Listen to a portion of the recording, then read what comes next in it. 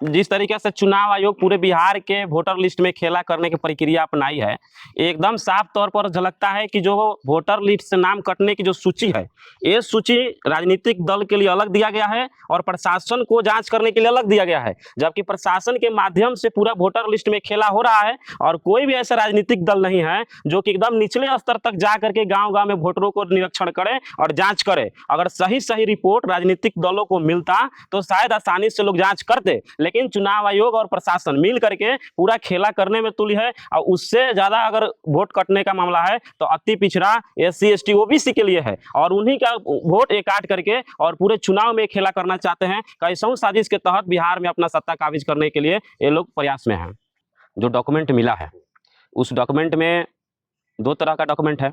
एक तो 1 अगस्त को जो वोटर लिस्ट प्रकाशित हुआ वो वोटर लिस्ट मिला है, और दूसरा जिस बूथ पर जितना लोगों का नाम कटा है उसकी सूची हम लोग के पास मिला है।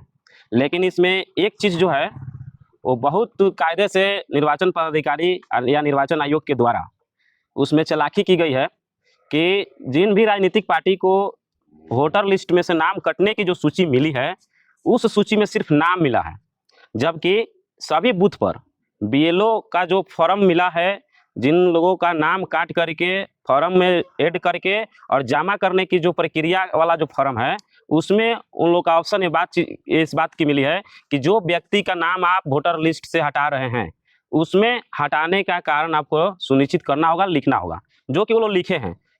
मान लीजिए कोई 273 नंबर बूथ है, 273 नंबर बूथ पर जितने लोगों का नाम अगर कटा है तो उसमें कौन व्यक्ति का डेथ हो चुका है उनके नाम के सामने ये चीज़ें लिखी हुई है कि वो डेथ कर गया। जो लोग दूसरे जगह जा करके बस गए हैं, स्थानांतरित हो गए हैं, उनका स्थानांतरित वाला डॉक्यूमेंट में लिखा गया है। कोई ऐसा व्यक्ति है जिसका नाम वोटर लिस्ट में 2 जगह था तो उनका एक जगह काट करके एक जगह का लिखा गया है। लेकिन ये चीज़ अगर राजनीतिक पार्टी के लोगों को मिलता तो शायद सभी बूथों को जा करके आसानी से चेक कर पाते। हम लोग किसी माध्यम से